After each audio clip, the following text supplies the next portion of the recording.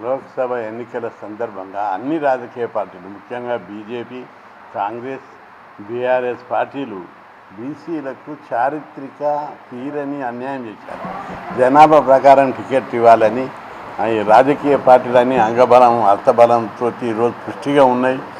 మీరు టికెట్లు బీసీలకు ఇస్తే అవలీలకు గెలుస్తారని చెప్పి మేము అనేక సందర్భాల్లో చెప్పుకుంటూ వస్తున్నాం.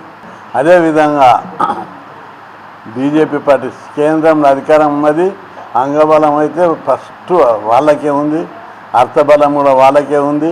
అయినప్పటికీ కూడా బీసీలకు టికెట్లు ఇవ్వడం లోపల బీజేపీ పార్టీ బీసీ సీఎం అన్నది, బీసీ ప్రధానమంత్రి ఉన్నాడు.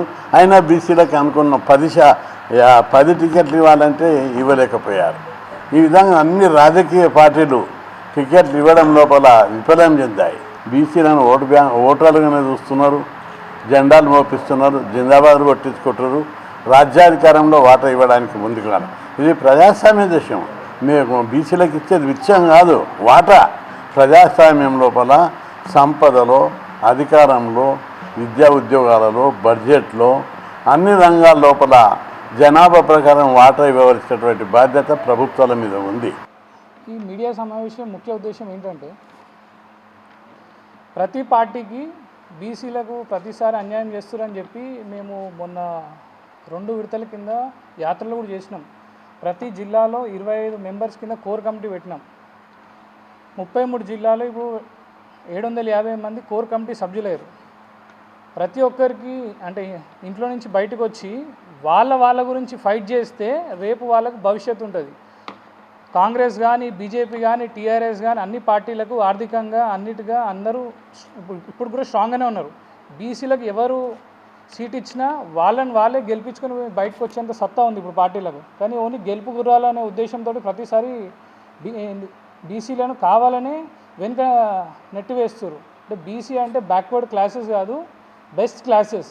వీళ్ళు వెనుకబడిన తరగతులు కాదు, వెనుకకు నెట్టి వేయబడ్డ తరగతులు.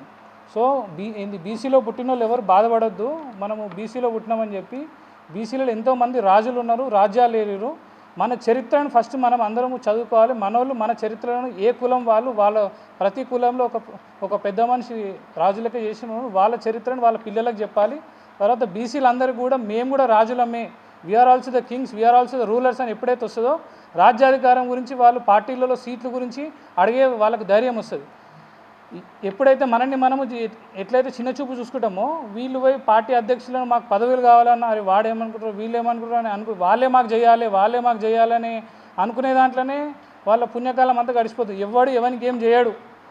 మరి ఈరోజు కేంద్ర రాష్ట్ర ప్రభుత్వాలు ఈరోజు కేవలం బీసీలను పల్లకిలు మోసే బోయాలుగా, ఓట్లు వేసే యంత్రాలుగా చూస్తున్నారు, కానీ ఎక్కడ రాజ్యాధికారంలో వాటా వేస్తలేరు. మరి ఈరోజు చూసుకుంటే మొన్న బీజేపీ పార్టీ, ఉదాహరణకి బీజేపీ పార్టీ మొన్న బీజేపీ పార్టీ గెలిస్తే సీఎం క్యాండిడేట్ ప్రకటిస్తామన్నారు. కానీ బీజేపీ టైం లేకపోయినా కూడా బీసీలు అప్పటికప్పుడు చెప్పినా కూడా గతంలో ఒక్క సీటు ఉన్న బీజేపీని ఇప్పుడు 8 సీట్లకు తీసుకొచ్చి మరి వాళ్ళ ఓటు శాతం కూడా పెంచారు. కానీ గెలిచిన తర్వాత బీజేపీ పార్టీ ఏం చేసిందని చెప్పి ప్రశ్నిస్తూ ఉన్నాం. కనీసం బీజేపీ లీడర్ని ఒక బీసీని చేసిందా అని చెప్పి బీజేపీ పార్టీని ప్రశ్నిస్తూ ఉన్నాం.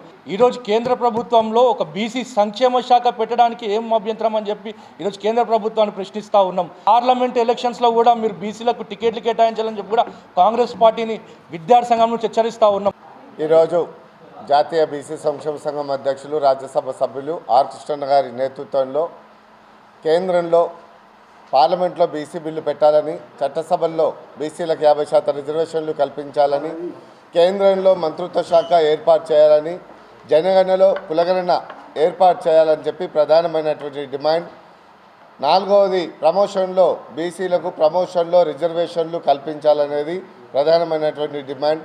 ఇప్పటికీ దాదాపుగా బీసీ సంఘం జాతీయ అధ్యక్షులు ఆర్ కృష్ణ గారి నేతృత్వంలో ప్రధానమంత్రి గారిని 110 సార్లు కలవడం, 110 సార్లు కేంద్రంపై పార్లమెంటు ముట్టడి చేయడం జరిగింది. నేను ఒక్కటే బీసీలకు బీజేపీలో కానీ కాంగ్రెస్లో కానీ టీఆర్ఎస్లో కానీ ఉన్నటువంటి పార్టీల బీసీ బిడ్డలకు ఒక్కటే గుర్తు చేస్తున్నా, ఇలా మనకు ఆర్ కృష్ణన్న 50 సంవత్సరాల జీవిత పోరాటంలో 16,000 ఉద్యమాలు చేసి ఇలా బీసీలను అట్టడుగున్నటువంటి వర్గాలను ఇలా నేను బీసీ బిడ్డను అని చెప్పి ఒక స్థాయికి తీసుకొచ్చినటువంటి నాయకుడు ఆర్ కృష్ణన్న గారి నేతృత్వంలో ఈరోజు ప్రతి పార్టీలో కూడా మనం ఎంతో మన వాటా మనకి ఇవ్వాల్సిన బాధ్యత ఆ పార్టీల మీద ఉంది.